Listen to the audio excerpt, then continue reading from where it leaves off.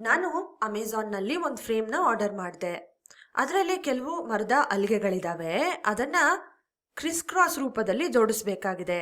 ಯಾವ ರೀತಿ ಅಂದ್ರೆ ಈ ಅಲ್ಗೆಗಳು ಒಂದಕ್ಕೊಂದು ಸಮಾಂತರವಾಗಿರ್ಬೇಕು. ಈಗ ನಾನು ಈ ಅಲ್ಗೆಗಳನ್ನ ಒಂದರ ನಂತರ ಒಂದರಂತೆ ಈ ರೀತಿ ಜೋಡಿಸ್ತಾ ಹೋದ್ರೆ ಅಲ್ಗೆಗಳು ಸಮಾಂತರವಾಗಿದೆ ಅಂತ ಹೇಗೆ ಹೇಳೋದು?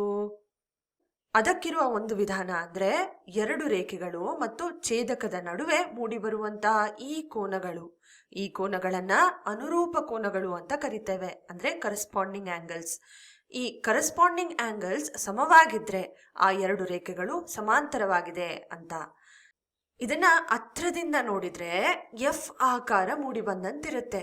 ಇದೇ ಎಫ್ ಆಕಾರವನ್ನ ನಾವು ಮರದ ಅಲ್ಗೆಗಳು ಮತ್ತು ಫ್ರೇಮ್ನ ನಡುವೆ ಕಾಣ್ಬೋದು.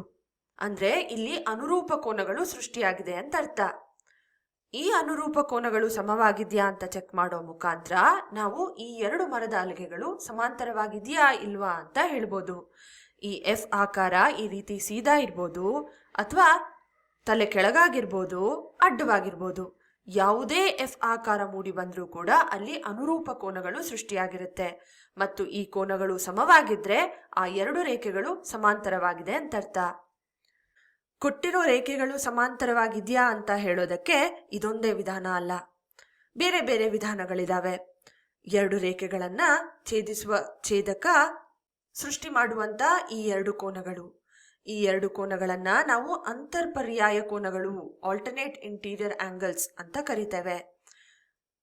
ರೇಖೆಗಳು ಸಮಾಂತರವಾಗಿದ್ರೆ ಈ ಅಂತರ್ಪರ್ಯಾಯ ಕೋನಗಳು ಕೂಡ ಸಮವಾಗಿರುತ್ತೆ. ಮತ್ತು ಇಲ್ಲಿ ಮೂಡಿ ಬರುವಂತಹ ಆಕಾರ ಬಂದು ಝೆಡ್ ಆಕಾರ ನಮ್ಮ ಮರದ ಅಲಿಗೆಗಳಲ್ಲೂ ಕೂಡ ಮೂಡಿ ಬರ್ತಾ ಇದೆ ನೋಡಿ. ಅಂದ್ರೆ ಇಲ್ಲಿ ಅಂತರ್ಪರ್ಯಾಯ ಕೋನಗಳು ಸೃಷ್ಟಿಯಾಗಿದೆ ಅಂತ ಹೇಳಿ. ನಾವು ಮಾಡಬೇಕಾಗಿರೋದೇನು ಅಂದ್ರೆ ಈ ಎರಡು ಕೋನಗಳು ಸಮವಾಗಿದೆಯಾ ಅಂತ ಚೆಕ್ ಮಾಡಬೇಕು. ಸಮವಾಗಿದ್ರೆ ಮರದ ಅಲ್ಗೆಗಳು ಸಮಾಂತರವಾಗಿದೆ ಅಂತ ಹೇಳ್ಬೋದು.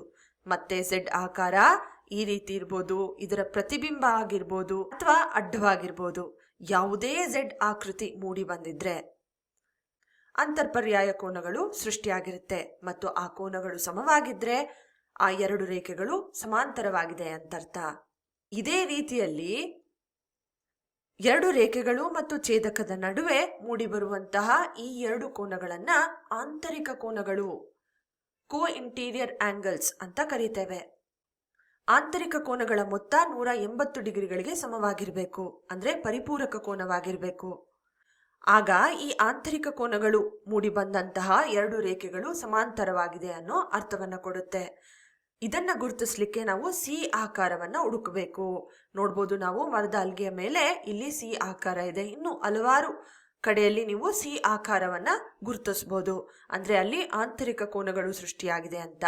ಆ ಎರಡು ಕೋನಗಳ ಮೊತ್ತ ಮಾಡಿ ನೋಡಿ, ಆಗ 180 ಡಿಗ್ರಿಗಳು ಸಿಕ್ಕರೆ ಮರದ ಅಲ್ಗೆಗಳು ಸಮಾಂತರವಾಗಿದೆ. ಮತ್ತೆ ಸಿ ಆಕಾರ ಈ ರೀತಿ ಇರ್ಬೋದು, ಪ್ರತಿಬಿಂಬ ಆಗಿರ್ಬೋದು, ಅಡ್ಡವಾಗಿರ್ಬೋದು, ಯಾವುದೇ ರೀತಿಯಲ್ಲಿ ತಿರುಗಿರ್ಬೋದು. ಒಟ್ಟಾರೆ ಹೇಳೋದಾದ್ರೆ ಮರದ ಅಲ್ಗೆಗಳು ಸಮಾಂತರವಾಗಿದ್ಯಾ ಅಂತ ಚೆಕ್ ಮಾಡೋದಕ್ಕೆ ಒಂದು ವಿಧಾನ ಬಂದು ಅನುರೂಪ ಕೋನಗಳನ್ನ ಹುಡ್ಕೋದು, ಅಂದ್ರೆ ಎಫ್ ಆಕಾರವನ್ನ ಗುರುತಿಸೋದು. ಅನುರೂಪ ಕೋನಗಳು ಸಮವಾಗಿದ್ರೆ ಆ ಎರಡು ಮರದ ಅಲ್ಗೆಗಳು ಸಮಾಂತರವಾಗಿದೆ ಅಂತ ಅರ್ಥ. ಅಥವಾ ಝೆಡ್ ಆಕಾರವನ್ನ ಗುರುತಿಸೋದು, ಅಂದ್ರೆ ಅಂತರ್ಪರ್ಯಾಯ ಕೋನಗಳು ಸಮವಾಗಿದ್ಯಾ ಅಂತ ಚೆಕ್ ಮಾಡೋದು. ಸಮವಾಗಿದ್ರೆ ಆ ಎರಡು ಮರದ ಅಲ್ಗೆಗಳು ಸಮಾಂತರವಾಗಿದೆ ಅಂತ ಅರ್ಥ. ಅಥವಾ ಸಿ ಆಕಾರ ಕಂಡು ಬಂದ್ರೆ ಆಂತರಿಕ ಕೋನಗಳ ಮೊತ್ತವನ್ನ ಚೆಕ್ ಮಾಡಿ ನೋಡ್ಬೇಕು. 180 ಡಿಗ್ರಿಗಳು ಸಿಕ್ಕರೆ ಆ ಎರಡು ಅಲ್ಗೆಗಳು ಸಮಾಂತರವಾಗಿರುತ್ತೆ.